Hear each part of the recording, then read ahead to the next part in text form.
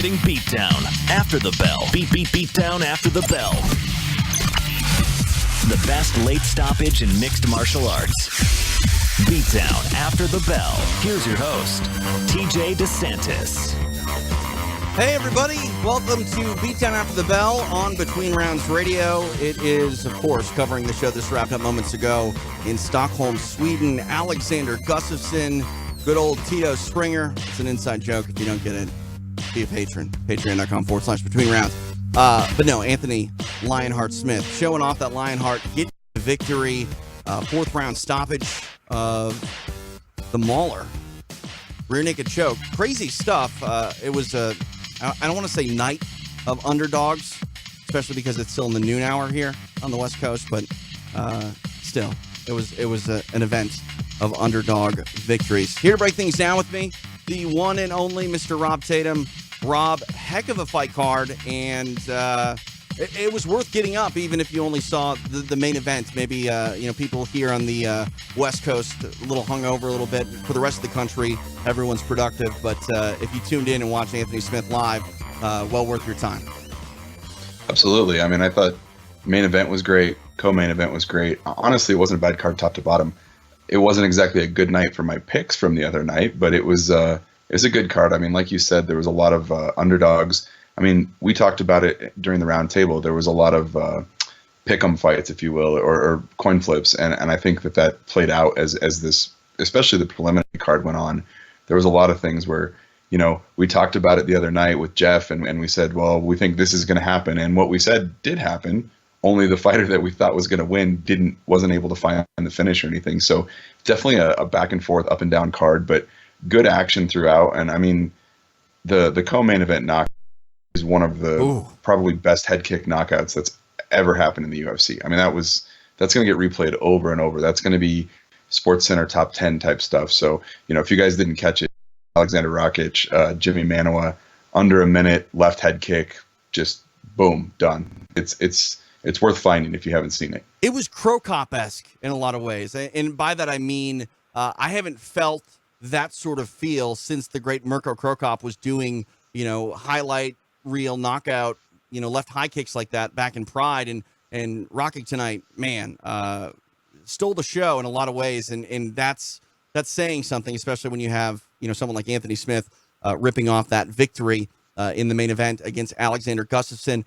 I was chatting a little bit with Jordan Breen before we went on the air, Rob, and I said to him that I was a little surprised, obviously, that Anthony Smith won, but also a little bit deflated, because think if Anthony Smith hadn't fought John Jones, rather, we'd be excited for that fight. Maybe not hot for it. Maybe we wouldn't be like itching to see it like right away, but at least if that was the next fight for John Jones, we would be somewhat interested. This 205-pound division has been plagued with, the same old contenders over and over again. And now Anthony Smith, he stops one of those perennial contenders in Alexander Gustafsson, but it's not new. Anthony Smith just fought John Jones. And I think the fact that we saw these two fight not that long ago, it's a little bit disappointing when you think of the hierarchy at 205 pounds.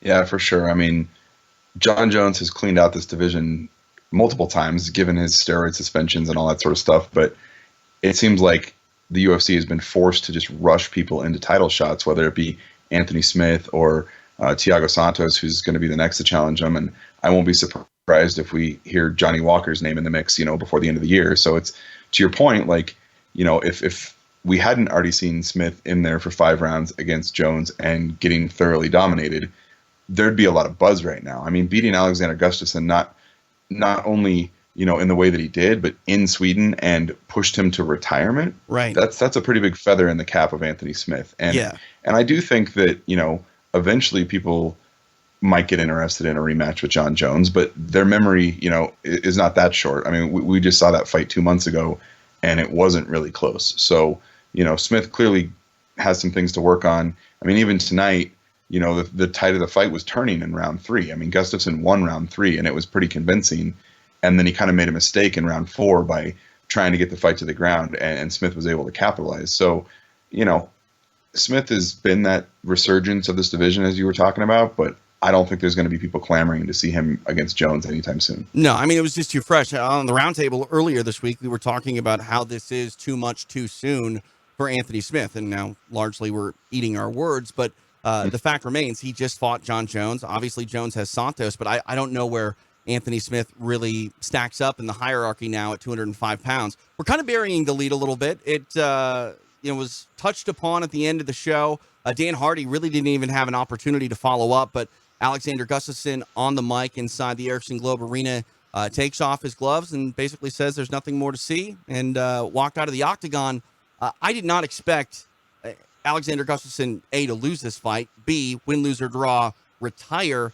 Obviously, the press conference is going to take place here in a few moments, and we'll probably get some more clarity, but I was surprised to see Gus take off his gloves, leave them in the octagon, and I'm curious if this is just a reactionary move by him, or if he thought, hey, if I lose this fight, I'm going to retire, or maybe, I find it hard to believe, but maybe one way or another, he just thought, what, no matter what happens, I'm fighting here in Stockholm in front of my countrymen. I want to, have this one be the final fight. It feels weird. Did you see this coming at all? I mean, the only thing I can think of is you've got Alexander Gustafsson, who's lost to John Jones twice already, and he knows, and the last one in December was pretty handedly. So maybe he saw this as, win or lose, he was going to call it a career, because maybe he saw that he couldn't get all the way to the top of the division. And, it's hard to say. I mean, we can speculate all you want. Maybe it was reactionary. I mean, he's in his own hometown, gets submitted. I'm sure that's not a good feeling. We've seen fighters, say they're hanging it up and then change their mind. I mean, right. I think Uriah Faber has a fight scheduled in the near future. He does. As I learned the other night from Jeff. Yeah. But it did seem like he was pretty upset. He wasn't making eye contact during the post-fight interview, was basically like ripping his gloves off while he was talking. There could be an emotion aspect of it here, but, if he walks away, I don't think that anybody's going to, be too upset about it. I mean, clearly, like I said, he's already lost to Jones twice. He's basically pushed Jones as hard as anybody. And that's 2 straight losses for him. If you look back a couple of years, even that's 4 of his last 6 that he's lost. And that doesn't even include the first loss to Jones. So it's like, maybe it is the right time. Like if he feels that way, good for him for walking away and not waiting until he's lost 7 or however many in a row BJ Penn has lost now.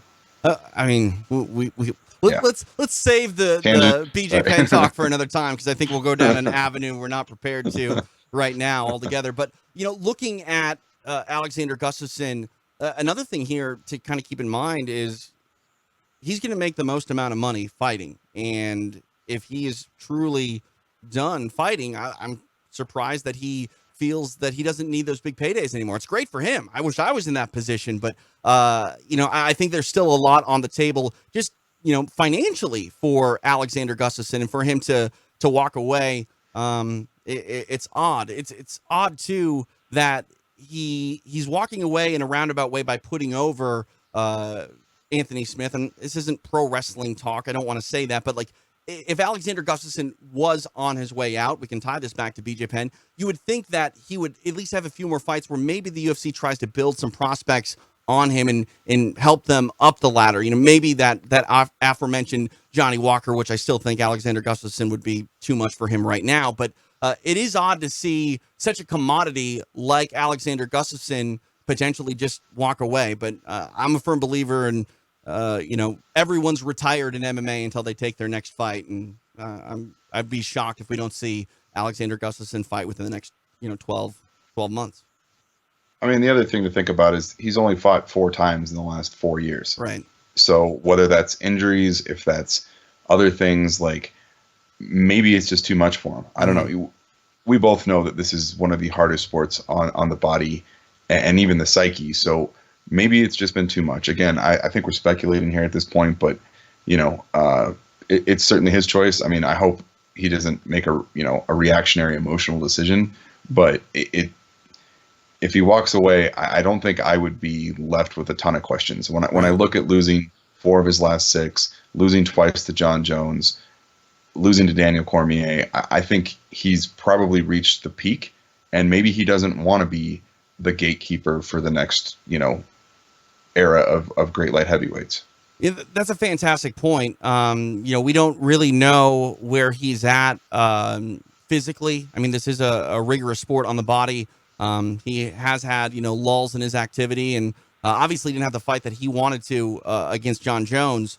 And, a lot was made about his strategy early in this fight in the commentary booth. John Gooden, Paul Felder, and Dan Hardy on the call, and they were talking about the movement of Alexander Gustafsson in rounds 1 and 2, and then he started to come forward a bit more in the third round, and I felt like the momentum was switching on his side. Maybe that wasn't necessarily so much a cognitive decision by Gustafsson. Maybe he was actually thinking, look, I'm having a hard time engaging. What's wrong? Maybe it wasn't as brilliant as it sort of seemed. I don't know. I think we have a lot to learn from Gustafsson post-fight here, because his actions are just a little bit out of left field. But let's talk a little bit about Anthony Smith. Big win for him in dominant and devastating fashion, getting this rear naked choke. Coming off the loss to John Jones, and now this big win over Gustafsson. I know there's probably going to be some people that take away this victory from Smith a little bit, saying, look, Gus wasn't right. He walked away. He retired. Maybe mentally, he wasn't the Alexander Gustafsson that, held his ranking coming into tonight's light heavyweight fight. But the bottom line is Anthony Smith fought a good fight, got in dominant position, and when he was there, he made it count. He was talking a little bit about his black belt. A lot of people don't appreciate that. What is the stock going to do now Monday morning when people start to size up Anthony Smith? I mean, he's not going to get a title fight unless, John Jones is upset. Maybe we see a title fight, but does he just slide into that Alexander Gustafsson role as, the guy that can beat a lot of people but can't beat John Jones? I mean, that's the problem with this division in general. I mean, it's been that way since Jones basically claimed the belt. I mean, everybody gets to that level and then they can't get any further. So I don't know. I think there's a handful of guys in that top 10 that he hasn't fought, whether it be Glover Teixeira, whether it be Dominic Reyes, or whether it be Johnny Walker. Like, I think you could probably sell any of those fights, even whether it be a main event on a fight night or an ESPN Plus card or whatever, or maybe a co-main on a pay-per-view card. I'm with you. He's not getting a title shot next. Like, that's not going to happen. But let's not forget he's won 7 of his last 9, with the losses coming to Thiago Santos and John Jones, who are the 2 guys fighting for the belt in July. Right. So it's not really anything to shake your head at. And like I said, I mean, when you look at the top 10, you've got those guys like Reyes, Teixeira, Walker. I mean, you could even, if you want to throw a real curveball, Corey Anderson sitting around there. Right.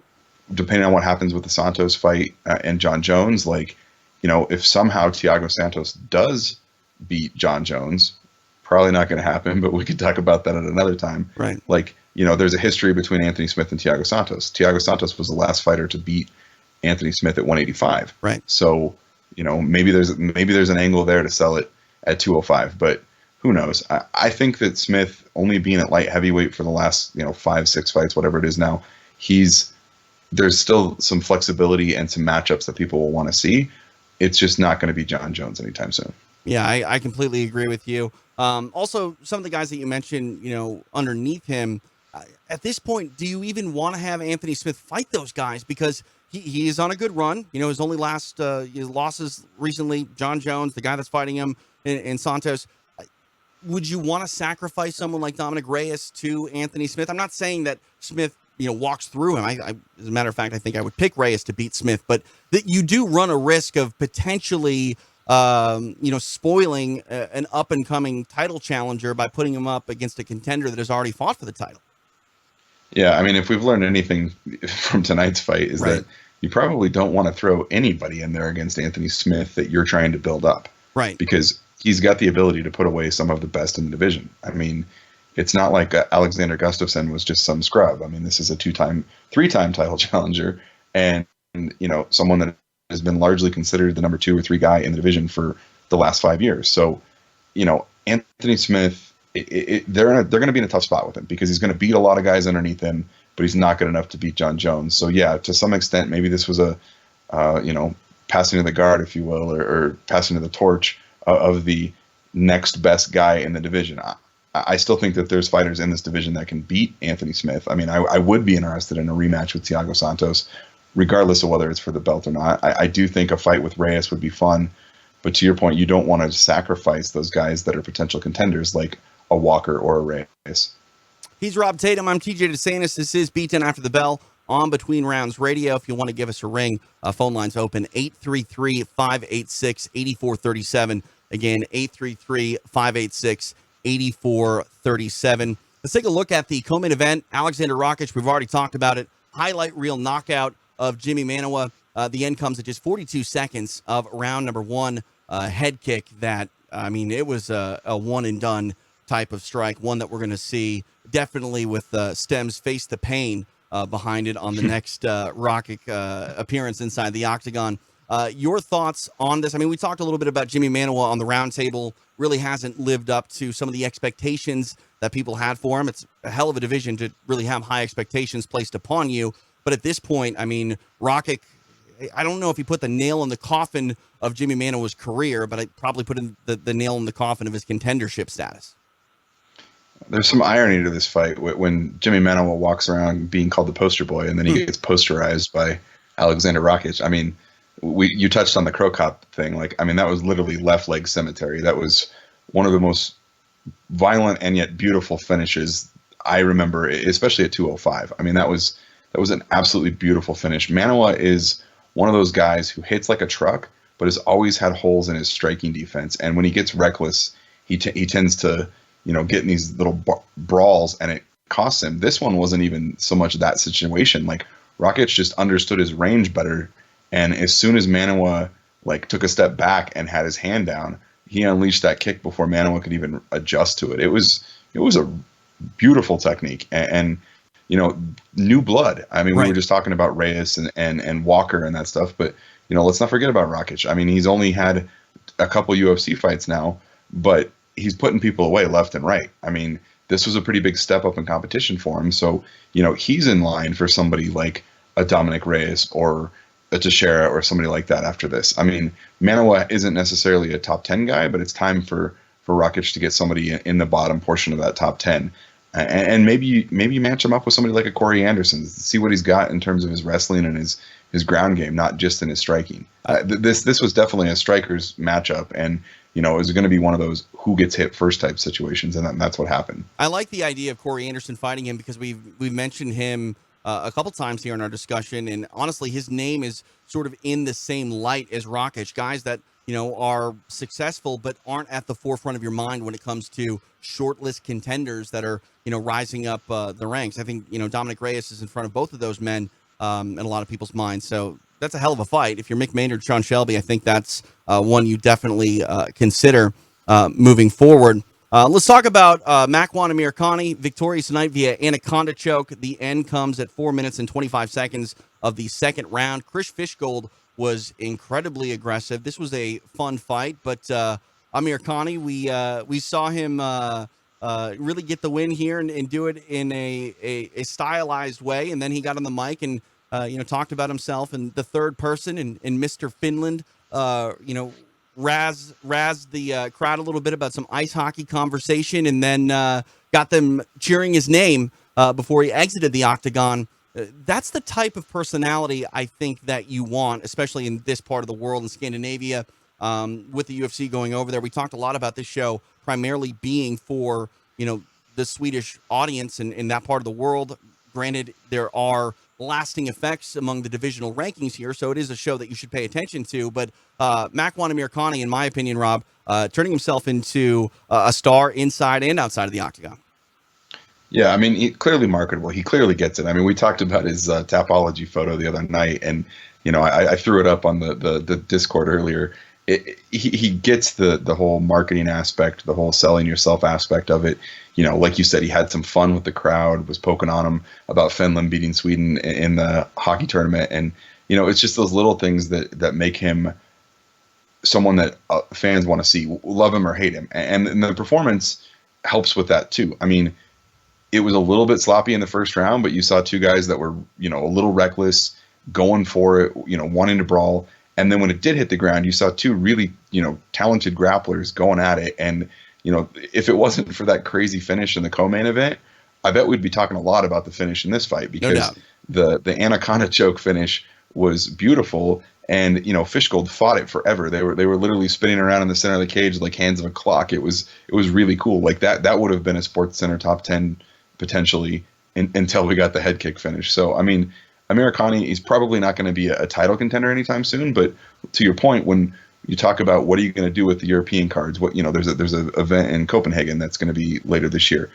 Perfect showcase fight. You can put Amirkhani, whether it's in the third fight of the night, co-main event, whatever. I think they've got some star power building here in Mr. Finland. Yeah, and speaking of ice hockey, people may be watching us. This is a video show. I'll have some information on that, courtesy of our friends over at cappersdirect.com. But looks like you have some hockey memorabilia behind you. My goodness, I didn't know you were such a sports freak that you actually had that much memorabilia on your wall.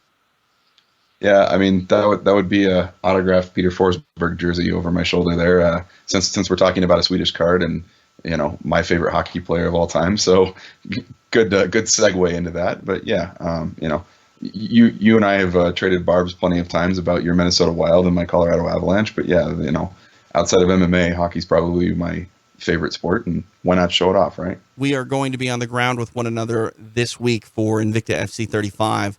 I'm laying down the challenge. NHL 19, Tatum versus DeSantis. It's going down. I've played it once because you already made this challenge. We just haven't actually had a chance to. It's the funny thing about going somewhere to work. You end up working. I don't. Yeah. But that happens. Neither here nor there. Christos Giagos victorious over Teymur Hadzovic. He takes home a unanimous decision. Giagos was a slight underdog here. He gets the win. He's a guy that has had some mixed success. We talked about this on the round table. We talked about Hadzovic having, the better names on his ledger, but tonight it is Giagos that reigns supreme. This has got to be the biggest win of his career, I think, in a lot of ways, Rob.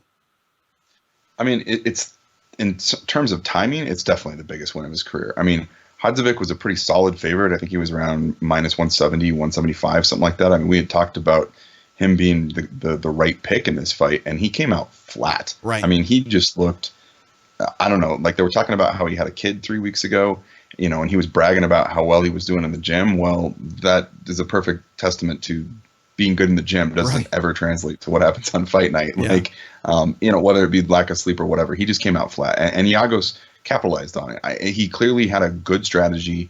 They talked about it on the broadcast about Hadzovic's bad takedown defense, and Giagos just took advantage of it. He took him down, I think they said 6 or 7 times through the first 2.5 rounds. Mm-hmm. Like, he clearly had a game plan, and he executed it, and he did really well. Hadzovic did not look good really at any point in this fight. And, Giagos, it's tough because we talked about it on the round table. He's probably never going to be a contender, but he's kind of getting into that 15 to 20 range where he's going to give a lot of guys trouble. And that's kind of what the UFC needs in that range. They need those guys that are scrappy, have a well-rounded skill set, maybe not world beaters, but have the ability to really give guys tests. Honestly, just mid-carders. It's not fair to call them gatekeepers, but that's kind of what they're doing. They're sort of separating the middle of the division to see who's going to go up the ranks. I think Christos Giagos, that's really kind of his mission statement, whether he set out to be that guy or not. That's really sort of the role that he serves inside the UFC. Yeah, I mean, and I think he's got multiple UFC wins. Mm-hmm. He's got skill. It's just he's not going to be somebody that's no one's going to be clamoring to see Giagos versus Dustin Poirier, Justin Gaethje, even Edson Barbosa. You know what I mean? Like, he's not a guy that you want to throw in against someone in the top 10. But when you get these guys coming up from the Tuesday Night Contender Series or the Ultimate Fighter or those sorts of things, he's a perfect measuring stick for those guys. And tonight was a perfect example. Hadzovic had kind of this, shine on him after his last performance. He just demolished Paulo Reyes in his last fight. And so, they were thinking, okay, maybe we've got this potential star over here in Europe. So let's, bump him up a little card. We'll give him this guy that's, got a bunch of fights, but maybe doesn't, capture fans' attention or whatever. And he couldn't pass that test. So now Giagos continues, to build up a little bit. And I think that going forward, the UFC has to have those guys, because the last thing you want to do is what we talked about earlier, is rush people to contention and have it break them or hurt their standing for the long run. No doubt about it. And, I think for Giagos tonight, confidence builder, biggest win of his career, timing-wise, like you mentioned, and sterling performance. And I think the key to his success really was that takedown. And Hadzovic going to have to go back to the gym and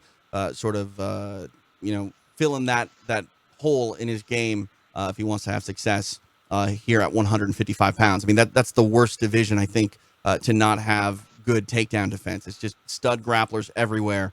And for tonight, Christos Giagos victorious over Teymur Hadzovic. Daniel Teymur got a win, big win for him, defeating the previously undefeated South Korean product in Sung Bin Jo. We all were on the side of Joe coming into this on the round table, and unfortunately for the Korean Falcon, he was unable to soar in his debut. Looking at Teymur, a really big win for him in front of his home country, and he was elated with it, and it's one I think he needed really badly. Yeah, I mean, Daniel Teymur's first 3 UFC fights, you saw a lot of the same thing tonight in round 1, where he comes out like a house on fire, has good striking, and then he slows down. And it happened again tonight. The thing is that Joe looked to maybe suffer some of those octagon jitters that everybody always talks about. Right. I mean, he didn't execute his game plan very well. I mean, for someone that was coming in, I liked his guard on the floor at times. It was very aggressive, but obviously didn't catch anything. Yeah.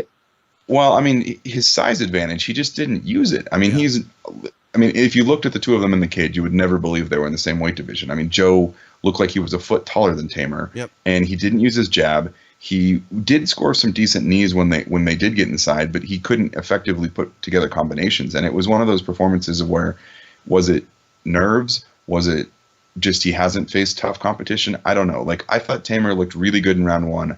I thought the last 2 rounds of the fight were pretty lackluster. I mean, the second round was one of those, like, okay, we're watching 2 guys shadow box against one another. Like, it wasn't the kind of round that anybody wants to watch. So, I think Joe, still pretty young, doesn't have a ton of experience. I think it's the kind of fight that he can learn from, and hopefully he learns how to use those physical tools that he's got a little bit more effectively. For Teymur, it's good to see him get a win in his hometown. You could see how emotional he was after the fight. He was elated to have finally snapped that losing streak, and he talked about how he had been fighting hand injuries and stuff like that. Good for him. I still don't think that there's a very high ceiling for him, but if the UFC is going to make a commitment to going back to Sweden or the Nordic area on a regular basis, like, he's an action fighter for the most part. If you put him in the right matchups, there's going to be a place for him and his brother, for that matter, on the Swedish or European cards. Yeah. Also, too, you had no idea that his hand was hurt with the way he was throwing that right hand, just loading up on that right hand. He did slow a bit, but ultimately did enough to get that unanimous decision. And looking at Joe, I don't want to make excuses for him here, but we talked about him making his UFC debut. This is also the first time he's ever fought outside of Asia, and that is something that plays with fighters, whether they're fighting out of their continent for the first time or just their country for the first time. It can play with the fighter. There's time changes involved. Weight cut is different when you're in a different land, and maybe that had something to do with it. But excited to see him back. While he didn't have the best showing, I mean, you could still see the potential there. He has a good record coming into the UFC, so we'll see what is next for him moving forward. Sergey Khandozhko, I don't know how to say that. They said it very nicely on the broadcast, and I tried really hard, but Handjoko. Handjoko. We're just gonna call him Honda, like his nickname. Right. That's the safe bet. That calling a Russian Honda doesn't make a whole lot of sense, but Handjoko, I guess that's where they get it from. He defeated the fighter that we dubbed the Rug, Rostam Akhman, unanimous decision. I'll be honest with you, Rob. This is one fight that I was kind of showing that it was an early in the day type of fight, and I was having some trouble paying attention. Hopefully, you were doing better than me, but I was more interested in the breakfast burrito that was sitting in front of me at this time. That's fair. I mean, I was impressed with both fighters given the short nature notice of the fight, both making UFC debuts. I thought that the skill level was higher than I was expecting. I was, when we talked about this fight the other night, I thought, why is this the prelim headliner? I mean, in the streaming era, if you will, like right. That's kind of a wonky term, if you will, but like, why is this fight getting more shine than, Lina Länsberg or Leonardo Santos or right. whatever? But realistically, it was a competitive fight. I won't say it was a great fight, but it was more competitive, and there was better technique than I was expecting for both of these guys, given their records and what was on their history. We talked about it the other night. Ackman this is his third fight in 7 weeks. That's kind of crazy. And honestly, you didn't see any ill effects from that. His gas tank looked good. He constant pressure, threw with a lot of volume. What cost him in this fight is that Honda was more effective with the shots that landed. Definitely a huge strike advantage toward Ackman, but Honda had these devastating strikes where he was able to rock him a couple of times, and that's really what the difference was on the scorecards here. And I think that unfortunately most people's takeaway from this fight is that our buddy the Rug is in need of some manscaping, if you will. But they were talking all about. That, I mean, that was like a real narrative in the commentary booth. But well, and I can't say that I wasn't guilty of the same thing. I think I had a running joke on my Twitter feed throughout the whole fight. But nonetheless, I mean, I was impressed with both guys. I don't think either one of them are going to be jumping into the top 10 anytime soon. But at the same time, like, it was a better fight than I expected, and I do think the result was correct. I saw some people thinking that Ackman might have won, but I think Honda, landed the strikes that mattered at the right time, and that's what got him this victory. It's interesting that you mentioned that. Paul Felder was talking about some controversial decisions tonight. I don't know score by score each judge. I mean, maybe a judge had a fight that was clearly 29-28, 30-27 or something, and I missed it, but I didn't think that there was really any real controversy tonight. Again, maybe I missed it, but I was surprised that Felder went out and said that.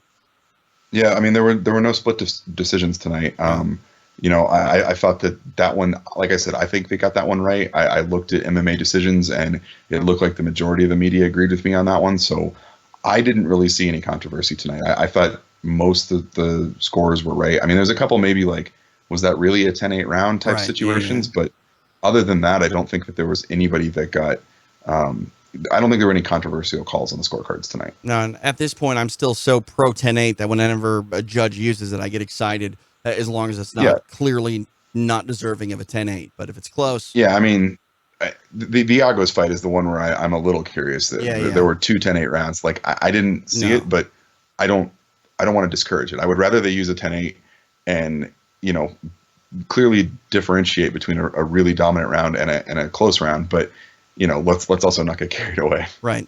All right, let's talk about Lina Länsberg. Big victory for her, the biggest of her UFC run, getting it done in her home country of Sweden. She defeats Tanya Evinger in a fight, Rob, that I thought may have been close to getting stopped after the amount of blood that was gushing for Tanya Evinger. Elephant in the room, you and I have been close to Tanya Evinger at Invicta. We've seen her for many years compete at the highest level of mixed martial arts, but this UFC run for Evinger not going the way that she had wanted it to. 0-3, very tough circumstances going into her debut when she fought Chris Cyborg on short notice. Then came in off a pretty bad knee injury, and unfortunately for her, got stopped against Aspen Ladd. And then tonight, Lina Länsberg really took it to her. Evinger tried to make the fight one that was gritty and filthy. That's her style, but it didn't go the way of the former Invicta FC champion. And I'm curious what you think her future looks like inside the UFC. Let's not forget, she had a tumultuous relationship with the UFC before signing with the promotion. And I fear for Tanya Evinger that maybe she gets her walking papers after this fight with Lina Länsberg. Yeah, I mean, you touched on, she came in short notice, took on Cyborg, went through, into the third round, and like she actually did better than a lot of people were expecting. And I think that Tanya Evinger is a talented, gritty, she's got a good skill set, but I don't know what happened, whether it be mental or physical after that knee injury. It looked like in the Aspen Ladd fight that maybe she came back too soon. Mm-hmm. And I mean, we've seen Aspen Ladd, still undefeated, whether it was Invicta or the UFC. She's a buzzsaw. So, running into someone like that, fresh off of a major knee injury, I think that you can kind of tie to the knee injury, that loss. But this one, Dan Hardy touched on it during the broadcast, and he said that Evinger seemed like she lacked confidence, that she was, implying that maybe she wasn't in the best training situation. And in my mind, having worked with Tanya, like you said, for years, in my mind, I was like, oh, that's just Tanya being Tanya. Like, she's always like that. It's not a big deal. But then when she came out, I realized that he may have been picking up on something that was real, because that first round, like, she did what she needed to do. She got Länsberg to the fence. She pinned her there. She had her in the clinch. She had a body lock. And she had, I thought for sure she was taking her for a ride and that she was going to, implement her wrestling attack. And it didn't really happen in that round. And then she got that big cut from an elbow at range, which was just an interesting thing. But, it's tough to say. I don't think the cut had a huge impact on the fight, but it was a lot of blood. So it's hard to say. I mean, that's for those people that argue that we shouldn't have elbows in MMA. Well, this was one of those ones where it's like, all it did was slice, but there was a couple other instances tonight where they did a hell of a lot more than that. But second round went at least the first half of it went exactly how I was expecting this fight to go. When we talked about it the other night, I talked about how Tanya was going to get her to the fence, how she was going to latch onto her, drag her to the mat, take her back, and that's exactly what happened. Like for the midway point of round 2, I was like, boom, nailed it. Like. You and I and Jeff could have bragged, hey, yeah, we nailed that one. But then Länsberg fought her way out. And from that point on, Tanya didn't look like she wanted to be in there. And it's a performance like that against someone like Länsberg, who is skilled, but certainly not going to be banging on the door for a title shot anytime soon. That's going to hurt Evinger's case to stick around. Yeah. Yes, she lost to Cyborg on short notice. So even if you forgive that one, let's not forget that she got stopped in that fight. She got stopped by Ladd, and then she goes out and loses to someone who she should have beaten, at least on paper. I don't know what the future holds for Tanya Evinger. I mean, I've always been a fan of her, but what she did tonight did not look good. I mean, she didn't put together her offense. The one time when she did have a dominant position, she got sloppy. She didn't go for the kill. I don't know what you do with her. I mean, she may end up in one of those roles like Christos Giagos or whatever, where she's just there to gauge the younger fighters coming in through, whether it be Invicta or the Contender Series or Tough or something like that. But you touched on it. Her contentious relationship with Sean Shelby in the UFC is probably not going to do her any favors either. So I don't know. I mean, it'll be interesting to see what happens with Tanya. For her sake, I'd like to see her again at least one more time in the UFC, but we'll find out. For Tanya Evinger, who is now 37 years old, has been fighting at the highest level in mixed martial arts, to the best of her opportunities, to be honest with you. She should have been in the UFC, I think, a few years ago, but she's 37 years old, a lot of miles on her. The one thing that is interesting to me, though, Rob, is what you already hit on. Dan Hardy had talked about it. Where was she at mentally? If you know anything about Tanya, you know that she's been very open in the past about how her mind and head wasn't right going into fights, and ultimately her performances in the past have suffered from that. One thing that I've never heard, though, spoken by Tanya heading into a fight is something that Dan Hardy talked about, alluding to the fact that she wasn't happy with her training situation, maybe wasn't happy with the people that she was surrounding herself with. And I don't recall Tanya ever speaking like that before a fight. I know Tanya has talked about being the underdog in the past and not having the respect that she feels that she deserves from her peers or the promoters around the world. But for Tanya to sort of almost sell out her team, it sounded like, that was interesting to me. And I don't know what that really means for her mental state or maybe, really the type of preparation that she is getting compared to the type that she wants heading into these UFC fights. Yeah, I don't know the backstory there. I mean, I know that the knee injury that she suffered had something to do with training. And I don't know if she stayed with the same team. I don't know if she stayed with, those same people, or if maybe something else broke down before she had to travel. Who knows? I mean, you're right. Like, when her head isn't in the game, she comes out flat. And I think that's what happened tonight. I don't want to take anything away from Lina Länsberg, though, because, while I said she's not going to be a contender, that was a really good performance by her. She took someone who was a far superior grappler and wrestler than her, and she was able to neutralize her, and she was able to get on top, and she was able to do a lot of damage, like Tanya was beat up in this fight, and good on Länsberg for getting a win in her hometown, and for Tanya's sake, I hope she gets her head right and gets her team squared away and bounces back, whether it's in the UFC or some organization.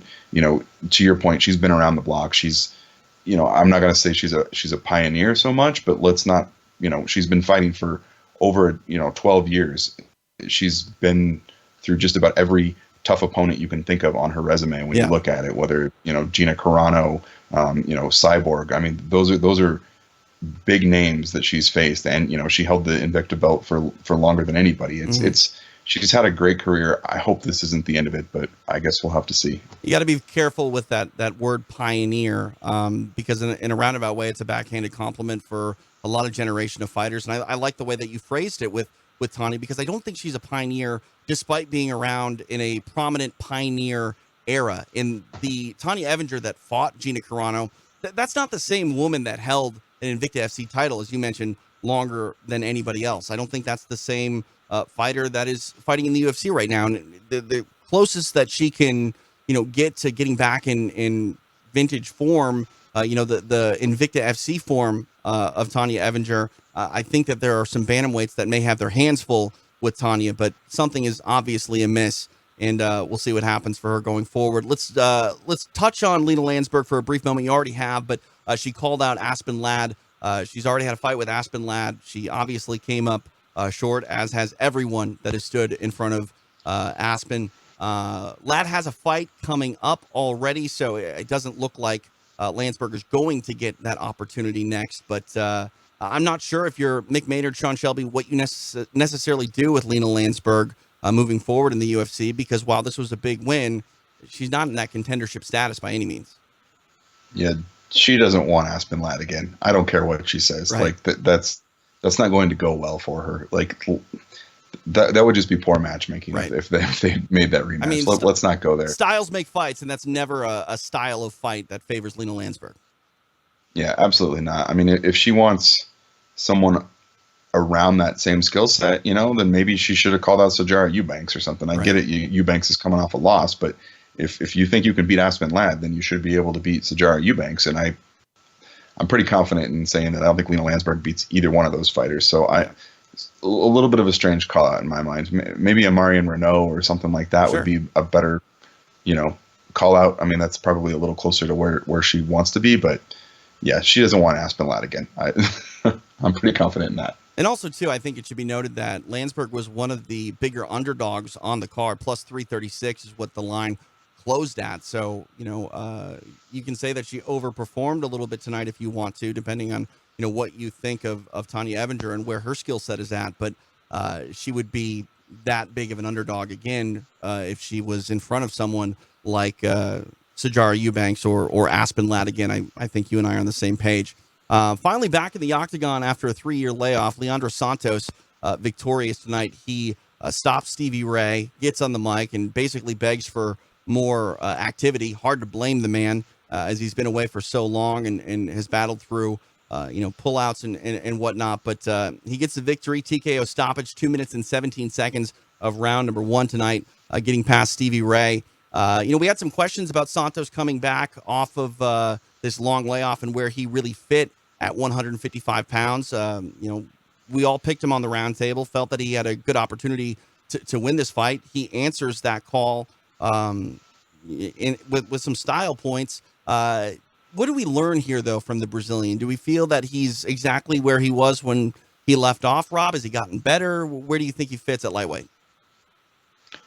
I mean, that's a great question. I mean, we assumed that he was going to win this fight with his jiu-jitsu because he's one of the most decorated, grapplers that's ever entered that division. And then he goes out and gets a walk-off one-punch knockout over a pretty tough guy in Stevie Ray. So, I would say he's right back where he was before. I mean, this guy hasn't lost in the UFC. And we're talking 6 years. I recognize it's been, 2-3 years since the last time he was in the cage, but it's not like he's, beating cans and then taking a couple of years off and fighting another can. Like right. He's been slowly working up the rankings. And I think that when you see someone who has that much ground skill go out and score a violent finish like that with his striking, you gotta give him, someone in the top 15. I think let's see where he is. He's 39 years old. That's so he's the not big going to. point. I think that's the big Yeah. point. They mentioned it in the broadcast booth. I think if anybody had reservations about Santos, about his layoff, I think that was coupled with the concerns that he's pushing 40 years old, and can a 40-year-old who's taken 3 years off away from the octagon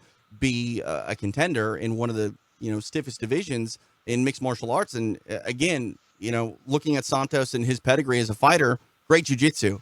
I think that a lot of people are going to make sure that they keep their hands up when they fight him going forward inside the octagon. Yeah, I mean, he did the same thing to Kevin Lee. Yeah. I mean, it was 3 years ago or whatever, but let's not pretend that he hasn't done it before. I mean, everybody's worried about that ground game, and you've seen that with Tony Martin and William Macario and some of the other guys he's faced in the UFC. But he's also got some dynamite in those fists. So I'm all in on a fight in the top 15, whether it's maybe Olivier Aubin-Mercier, someone like that. Like, that was a fight that they had scheduled a little while ago. Like, I would be interested in that. Two solid grapplers. Yep. You want to go a little higher. I mean, if you want to go after someone like a Charles Oliveira, I would be interested in that fight. I think grab a guy with a number next to his name. Honestly, I don't think you can go wrong. Yeah, sure, absolutely. And I think that we saw Leonardo Santos beg for a bonus tonight, but you can't watch that performance and say he didn't deserve it. So no, I think that bonuses did get announced. By the way, I'll read them off real quick. Santos obviously got one for that knockout. Amirkhani got one for his Anaconda choke finish that we talked about earlier. Obviously, Alexander Rakić got one for that posterization of Jimmy Manoa, and then Anthony Smith nabbed one for his finish at Gustafsson. So I think they nailed it with those bonuses, and the all four fighters deserving, all four great finishes. I think every bit deserving. Yeah, no, I agree with you. I miss the old fight of the night, submission of the night, knockout of the night sort of awards since they've moved to the performance of the night. But this is one of those nights that it makes sense. Like, if you weren't going to be able to give a knockout to Santos for his performance tonight because of what we saw in our co-main event with Rakić, like, something feels bad. You know what I mean? Like, you feel like someone, got done dirty a little bit. But the performance of the night, you can give it to whoever is truly worthy of it. And I think the only reason I missed the knockout of the night, submission of the night, and fight of the night awards is nostalgia. That's it. We've evolved, though, and I like guys getting there just due, as you mentioned. Frank Camacho victorious tonight. He stopped Nick Hein. TKO punches, ends the bout at 4 minutes and 56 seconds of the second round. I thought Nick Hein was going to win this fight. He really didn't get his fight going the way that he needed to early, and ultimately Camacho ends his night in the second round. And then Camacho basically throws like a pre-UFC Hall of Fame party for Dan Hardy on the mic. That was a little awkward, but I don't know. I like the Outlaw, especially in the booth. So I'm all good with Camacho, giving some love to Dan Hardy. But tonight belonged to him, victorious over Nick Hein.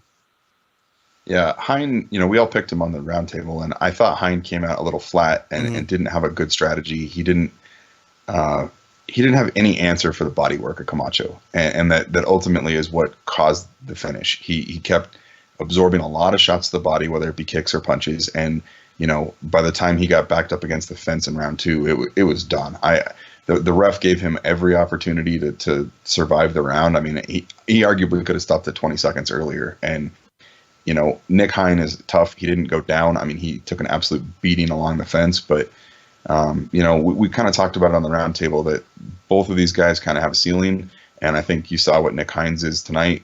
Camacho, if he's measured like he was tonight with his techniques and doesn't just get dragged into a brawl, there's some real skill there. And I don't know if it's working with Colin Ayama or if he's just maturing as a fighter. I mean, for a guy that's had nearly 30 fights, it's weird to hear me say that, but at the same time, like, you saw a much more measured and strategic game plan from him tonight, and he was able to put it together and beat a tough guy in Nick Hein. He's Rob Tatum. I'm TJ DeSantis. This is Beatdown After the Bell of UFC Stockholm here on Between Rounds Radio. We saw Bia Malecki get the win over Duda Santana.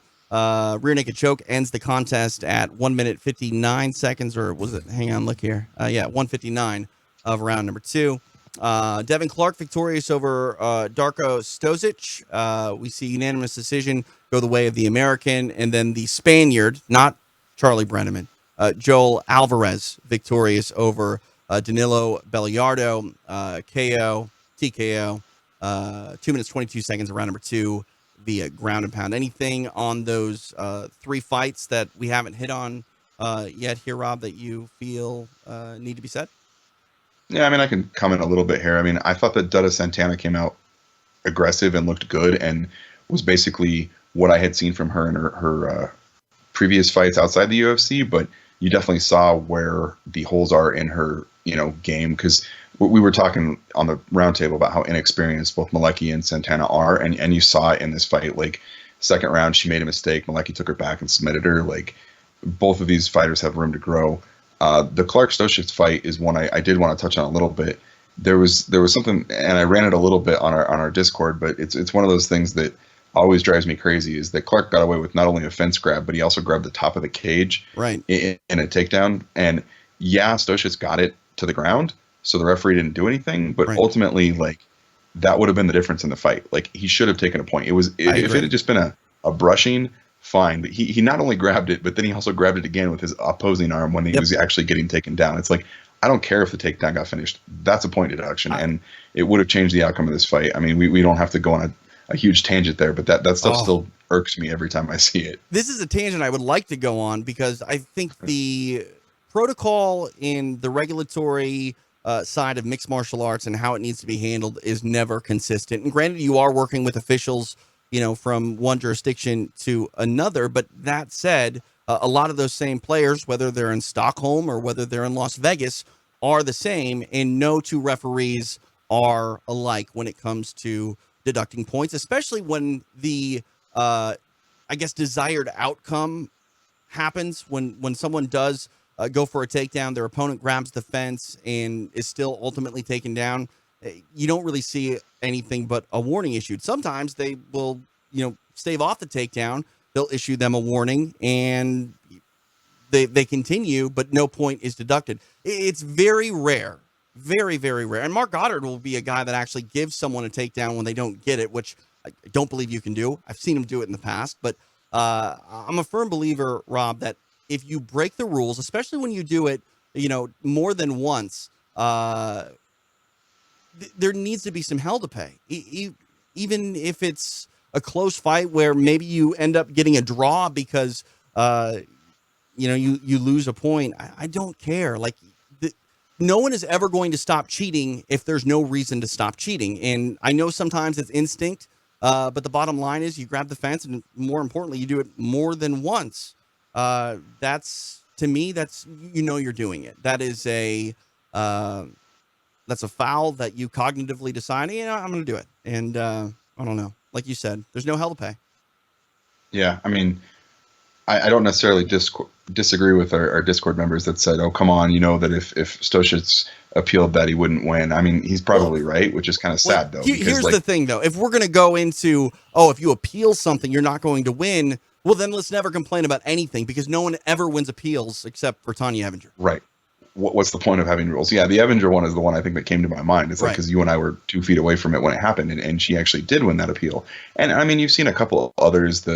We talked about Charles Oliveira earlier. The first fight with Nick Lentz, like blatant illegal knee. Yep. And they went back and overturned that one. I'm not saying you need to turn this into a no contest or anything, but like, that's one of those ones where it's like, if you can cheat and get away with it, then what's the point of having rules and officials? Like, it does make my blood boil every time we talk about it or we see it, because it's just frustrating. Like, why do we have the rule if they're not going to enforce it? Right. And I know a lot of people are concerned about it, because if you lose a point in a 3-round fight, like you sometimes the best you can hope for is a draw. It's very difficult to bounce back from that, where, in a 5-round title fight or a boxing match, you have a lot more opportunity to sort of make up for that point deduction, especially, if you lose the round. But the bottom line is rules are there for a reason. And I think far too often those rules don't dissuade people from breaking them, because there is no real penalty. And I know a point deduction is harsh, but I don't know. I think it needs to be done, especially at times. We've seen accidental groin strikes get a point deducted on the first time in certain markets. Granted, I don't think that those are the best referees on the planet, but when you look at someone kicking someone low by accident and they get a point deducted, it's a little ludicrous. I think sometimes when you kick someone low twice and they're both clearly by accident, I think you can tell when it is accidental or guy moves into it.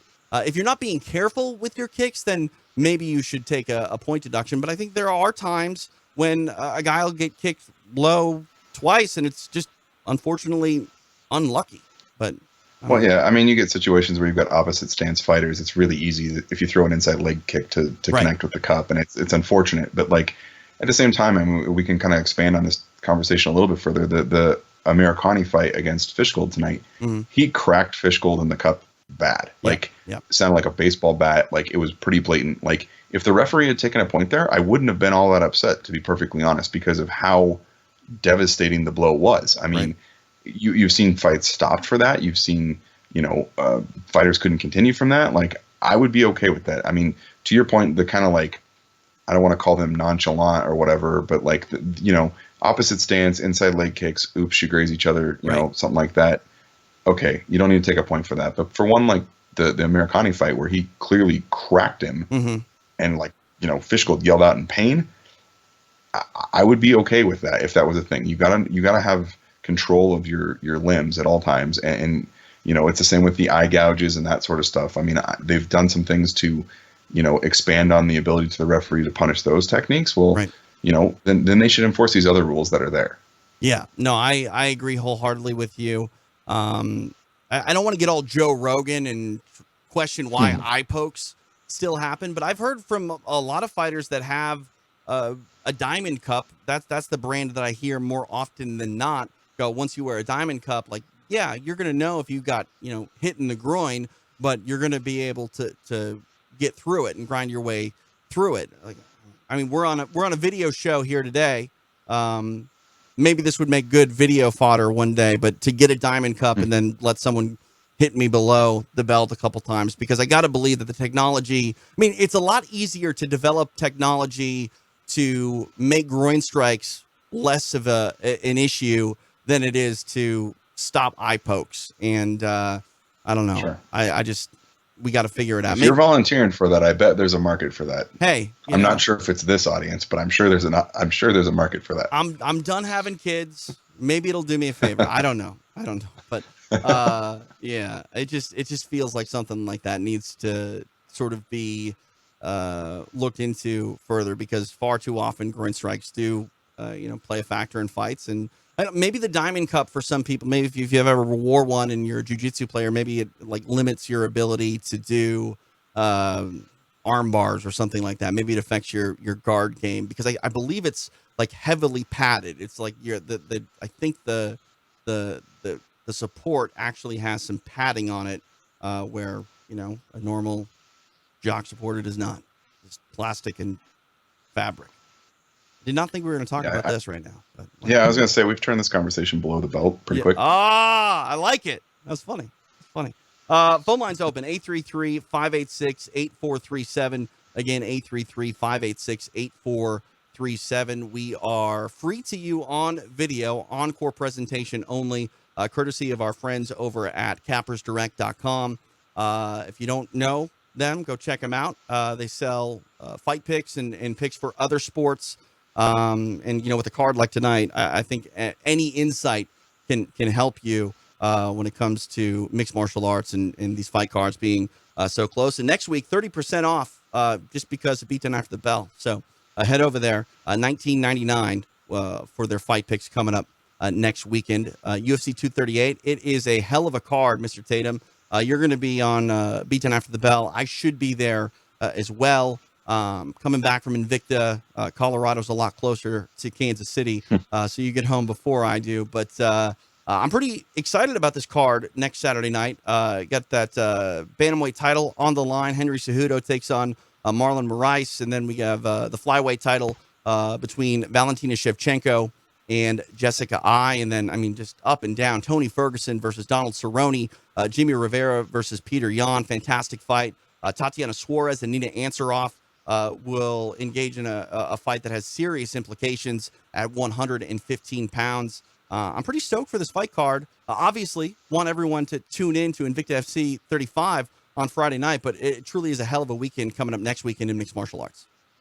Absolutely. I mean, you look at this card for UFC 238, and I'm starting to understand why we were talking about guys making their UFC debut that there was like almost no footage of this last week because they put all the talent on this card. I mean, it feels like this is the fight week card. This feels like this is the July International Fight Week card.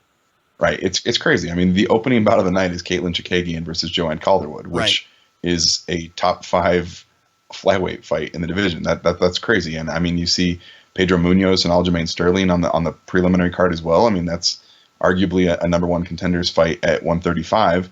You touched on Ansaroff and Suarez, and I mean, when Donald Cerrone and Tony Ferguson is the swing bout of a pay-per-view main card, wow. I mean, that just speaks volumes about it. That I'm almost sad that that's a 3-round fight because that's a headliner for sure. I mean, I agree. I'm more excited about that fight than I am about either one of the title fights. Yeah, I mean, I think I hate to say it, but when you look at the lightweight division and you have interim champion and Dustin Poirier, obviously Khabib Nurmagomedov, I can't say undisputed champion because he's clearly disputed, but Tony Ferguson never lost his interim belt, and sure. It seems to make sense that this would be a title fight if there was ever a time to pull the trigger and make a fight a 5-round fight. And I know what people are thinking. Oh, only main events and title fights are 5-round fights. Yes, I know. Why? Because the UFC decides it. They can have a 5-round fight. They can make any fight a 5-round fight if they want to. I'm not saying they should because it sets a precedent that is bad. But like you're saying, like I wish that was like the main event the night before, just so we could have it as 5 rounds. Like let a fight in Kansas City. That can be like a dueling main event for Invicta. First male fight ever in Invicta. Let's go. Why not? Good luck convincing Shannon of that one. I mean, that's true. That's true. I just want to see the fight, to be honest with you. And I think I'm going to be on a damn airplane. But what are you going to do? Oh, that's a bummer. Yes. And we haven't even mentioned all the other fights, like Pedro Munoz and Aljamain Sterling. Like that's a co-main event on a FS1 card, I guess ESPN Plus card. So I don't know. Alexa Grasso, Karolina Kovacevic, like that's a fun fight. Like, I mean, Ricardo Lamas is fighting Calvin Kattar. Like those are action fights that people are gonna love. I mean, this is top to bottom. There's not a bad fight on this card. No, there's not. It's a good card. Yeah, no, fantastic fight, up and down. We are live here on Beaten After the Bell. Again, he is Rob Tatum. I'm TJ DeSantis. If you are watching us over on cappersdirect.com and their YouTube channel, strongly encourage you to check out what we do over on Between Rounds. It's behind a paywall. We do offer some free offerings, though. All of our live stuff is live and free on mixler.com/TJ DeSantis, but we'll have a roundtable coming up next week. I'll also have some stuff live and exclusive from Invicta FC 35 as we chat with the athletes on Media Day. But I think we have some affordable plans for you if you want to get hooked up with Between Rounds, patreon.com/Between Rounds. You can hear myself and Rob. We're a couple of knuckleheads, and we talk about subjects from time to time that I don't want to say get our goat, but, there are things that we don't understand, and we got to talk through them from time to time. Or we're fired up about something, So we do that, and then roundtables, Beaten After the Bells for pretty much every event. Jeff Sherwood is there. Fun stuff. So please go check that out. Patreon.com/Between Rounds. And I don't know. We might have to do more video more often once we get this thing off the ground, Rob, which I kind of love and hate. I don't mind putting out more content for our listeners and people that are maybe new to what we do at Between Rounds. But I'm looking at myself on the little screen here, and I clearly should have shaved. It's not a good look. Not a good look. And then you haven't shaved for like a millennia. Yeah, it's going on like 18 years now. So yeah, something like that. Yeah. Yeah, a millennia. Oh wait, no, that's almost 2 decades. Never mind. I know how time works, sort of. Anything else you want to touch on before we get out of here? I mean, the phone line's still open if people want to call 833-586-8437. I don't think we're getting a lot of calls right now, mainly because, again, it's 2:12 in the afternoon Pacific time. I, I don't want to crap on the broadcast by any means, but it's on ESPN Plus, which I believe you can only really get in the States. I don't think you can get internationally, but this card, it didn't feel like it was for any fans in North America this evening. Did you get that vibe? I mean, even the conversation between Hardy and Gooden and Felder, a lot of English jokes and talking about cricket and odd things. Yeah, it was definitely a weird vibe to it. But I mean, to your point, these Euro cards they're clearly not directed at us as an audience. I mean, those of us that do this for a job, clearly we have a vested interest in it, and we're going to watch these cards no matter what. But right. They're not expecting casual fans to get up at 7 a.m. or whatever to watch a couple of fighters that are making their UFC debut. The main event did take place in the afternoon, but it's also going up against the UEFA Champions League final. Liverpool just beat Tottenham. Like that's a big thing to be going up against, and there's a whole lot of other stuff. And I mean, we're getting into summer. I mean, it's harder and harder to get people to give up their day of their weekend to watch a card that maybe only has a couple of names that they're aware of. I mean, Alexander Gustafsson obviously is a draw, but the rest of the card, it's meant for people like us. So I think that I'm not necessarily surprised if we don't have anybody on the phone lines for this one. I mean, next weekend going to be a totally different story. I would expect to have, a whole bunch of people wanting to talk to us and talk about some things. The other thing is there wasn't really any controversy right with this one. I mean, other than Gustafsson potentially retiring, right, everything was pretty black and white in what happened this weekend. So, it's just one of those things where it fell a little predictably, other than maybe the main event, in terms of what I think hardcore fans would have expected from this card. So I don't think there's a whole lot else to poke on. What's funny about that too is you're right. We tend to really get a flood of calls when something crazy happens, especially on a Saturday morning type of card like this. So I guess that's a good thing. I mean, it should be a good thing, right? Yeah, that's a good thing. The sport didn't do anything embarrassing. Awesome. The only other thing I'll touch on while we've got some airtime here, if you will, is there's a really, really excellent fight that's happening in the middle of the night tonight between former Invicta champion Ayaka Hamasaki and current Invicta champion Jin Fry. If all of you guys are staying up to watch that Rising card, good on you. Yeah. TJ and I got up way too early today to watch this card, but I would encourage any of our fans that are listening, go check out that fight. I think it's going to be a great fight. They fought once, got stopped by a cut. Right. I can't wait to see actually what happens in that fight. Correct me if I'm wrong too, Rob. I believe the fight was stopped in the second round, and the first round was very competitive. Ayaka Hamasaki was incredibly dominant as champion in Invicta, and I remember sort of leaning towards Jin Fry in her performance in that first round, thinking that she took that first frame. Yeah, I don't remember off the top of my head all the details of it, but I definitely remember that same vibe, if you will. I don't think when we say cage side, it's really hard to score even when we're that close. Like, we've got too much stuff going on, so it's like I can't say yes for sure, but it was definitely competitive. I thought Fry looked good in that fight. I think that the cut was unfortunate. It was a pretty nasty cut. There's photos floating around out there if somebody wants to dig. There's some on Combat Press. I think there's some on the Invicta Facebook page. You can go dig them up if you want. But, I thought it was competitive. I think this is a good rematch, regardless of where it's happening. Fry has struggled the couple times she's gone to Asia. Right. She went and challenged Seo Ham for the Road FC belt and came up short. So I think she's got a lot to prove tonight. And I think that there's, if you can stay up, by all means, stay up. I think this is going to be a fun fight, and I'll certainly be looking for it tomorrow morning as soon as I get up. No doubt about it. And looking at this fight with Hamasaki and Fry, I believe that not only will we see two champions fight against one another, but it's also one of those things like bragging rights. If Jin Fry gets past Ayaka Hamasaki, I believe that Fry, makes a much stronger case that the Invicta FC title is the best atomweight championship in the world. Obviously, she did lose last time over in Asia, but I like the idea of belts truly being world championships. And, of course, I want the belt that I get to call fights for to be that real world championship. So. No, I mean, but that's a good point. You know, atomweight is not a global. I mean, it's a global division, but it's not in the UFC. It's not in Bellator. Right. It's not in some of these other things. So, really, I mean, Rizin, Rode, and Invicta are and you know, I guess Deep Jewels are really the home of these lighter weight women. And I think that this is a great fight, regardless of who comes out on top, because you've got, you know, two that have held the Invicta belt.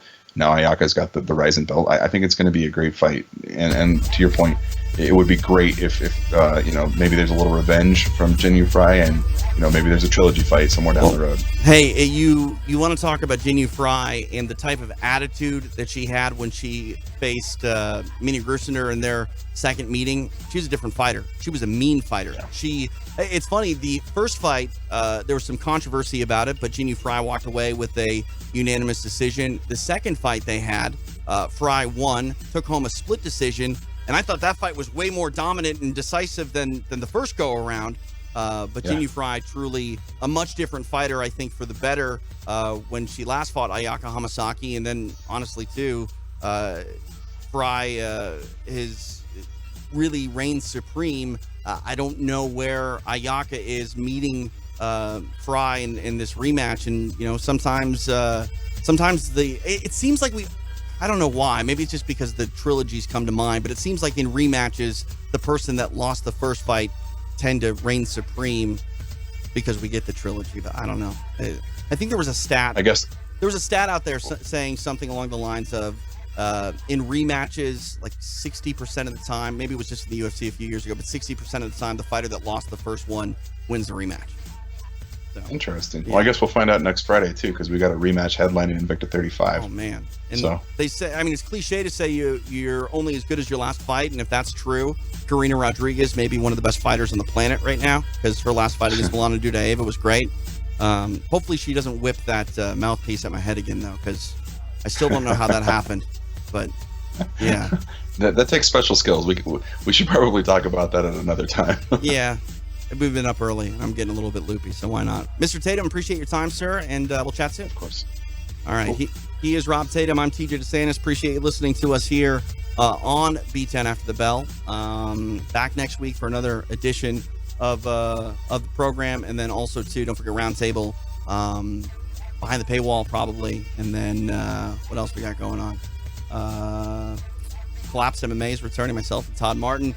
A lot of fun stuff, so please tune in. Patreon.com/Between Rounds. For Rob Tatum, I'm TJ DeSantis. This has been Beaten After the Bell on Between Rounds Radio.